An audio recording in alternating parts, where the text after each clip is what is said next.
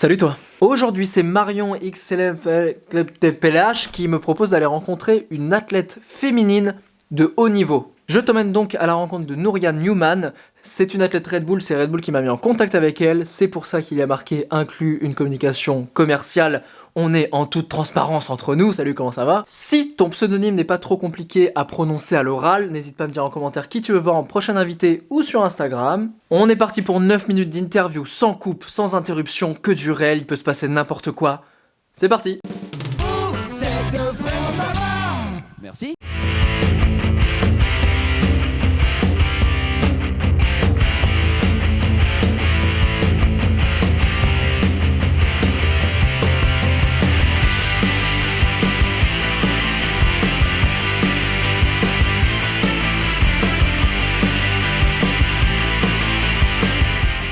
Salut Nouria. Salut, ça Comment va? ça va? Très très bien. Je suis très content que tu aies accepté mon invitation. Bah, avec plaisir. Est-ce que tu peux te présenter pour les gens qui ne te connaissent pas en 30 secondes? En 30 secondes, je m'appelle Nouria Newman et je suis kayakiste. Donc en gros, je voyage et je fais du kayak un peu partout. Alors t'es pas n'importe qui, tu fais pas du kayak comme ça juste pour t'amuser. Est-ce que tu peux me dire un peu ton palmarès? Je fais un peu du kayak comme ça juste pour Ouais. m'amuser. Et en même temps, j'ai fait quelques compètes où ça a bien marché. Donc j'ai fait vice-championne du monde en slalom en 2013 et championne du monde de kayak extrême en je sais plus trop quand. D'accord, ok. Moi, quand je savais qu'on allait se rencontrer, j'ai regardé tes vidéos et les premières vidéos que j'ai regardées, c'est vraiment toi en train de faire du kayak avant de regarder des interviews.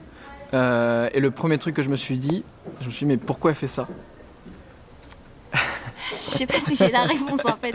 Ma mère, elle se pose un peu la même question. Elle me dit mais pourquoi tu fais ça? Mais tu vas faire des chutes, mais pas des chutes. Pourquoi? Je suis tombée là-dedans un peu petite, en passant par Ouais. les clubs. J'ai commencé vers 5 ans en fait.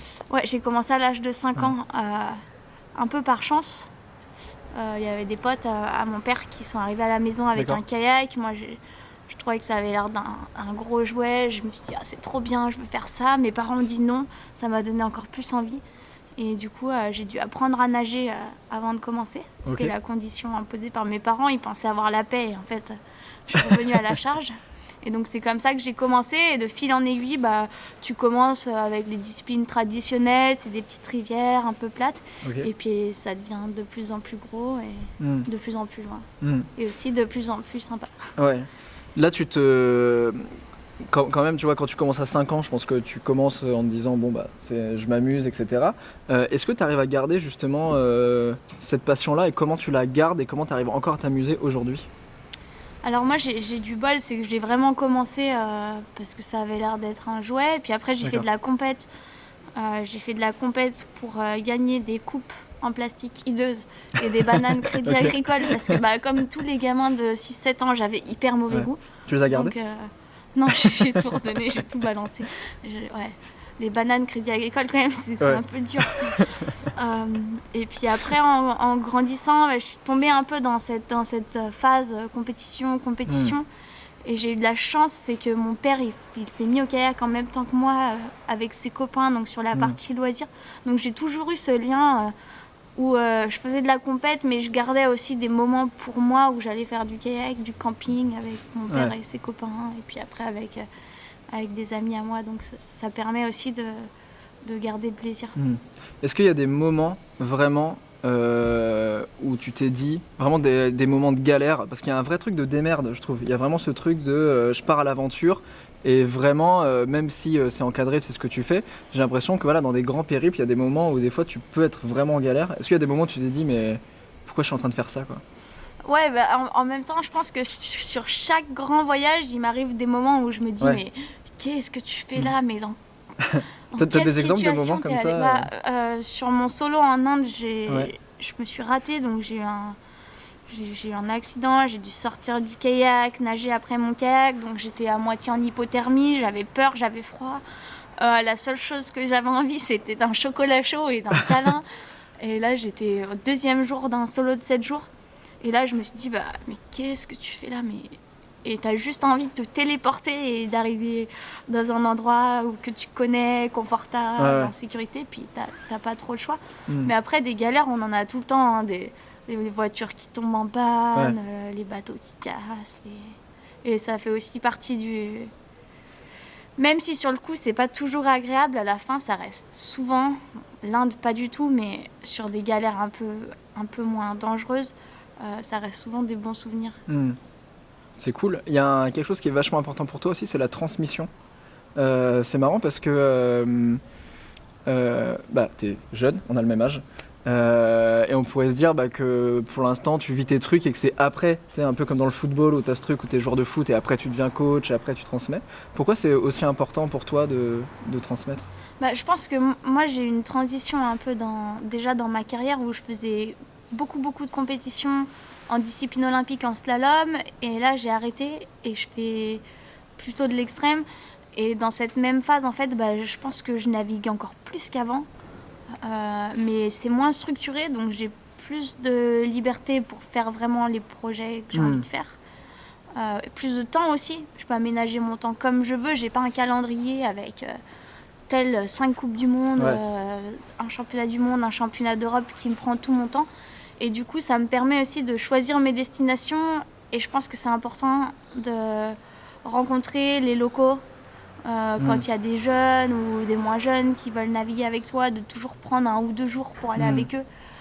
Parce qu'au final, c'est eux qui t'apprennent le plus de choses sur l'endroit où tu es et ça permet aussi de voyager différemment. Je pense que c'est super important. C'est la partie que tu préfères, le côté humain dans tes voyages ? Je sais pas s'il y a une partie que je préfère parce que c'est vraiment un tout. Les endroits où on va en pleine nature là sur les expéditions, alors tu marches avec ton kayak sur le dos comme une tortue, t'as 35 kilos, t'as mal partout. Enfin moi j'ai mal partout, j'essaye de suivre les gars. À chaque fois je suis un peu derrière quand même. Et là tu te dis mais qu'est-ce que je fais là, c'est horrible. Et en fait tu regardes autour de toi, c'est magnifique, tu te dis bon ok j'ai mal, c'est bon, j'ai encore mes ibuprofènes à portée de main, ça va aller. Donc ça c'est bien aussi la partie sur l'eau vive, sur vraiment la pratique pure, quand tu sautes une chute ou que tu fais un rapide difficile, les sensations elles sont vraiment bien. Et après aller à la rencontre des gens, ça c'est des souvenirs qui sont assez géniaux. En Patagonie, on est tout le temps invités à boire le maté. Les gens ils nous aident, mais sans eux en fait on peut pas accéder aux rivières. On pourrait, mais ce serait tellement plus compliqué. Alors qu'en fait quand tu vas parler au gauchos du coin, il va te dire non mais ça c'est le chemin, mais prends-la, tu vas traverser là, tu vas gagner 2 heures. Donc quand tu gagnes 2 heures avec le bateau sur le dos, t'es quand même bien content. Et puis tout le temps des trucs un peu comme ça. Tu as commencé à l'aborder un tout petit peu. Est-ce que le fait d'être une femme dans le kayak, tu as senti qu'elle allait faire plus tes preuves ? Ou ça, t'as vraiment senti aucune différence Après, ça dépend vraiment des endroits et des milieux. Je pense que c'est un sport qui est, en tout cas sur la partie extrême que je fais maintenant, c'est dominé par les Américains, Amérique du Nord, et par les gars.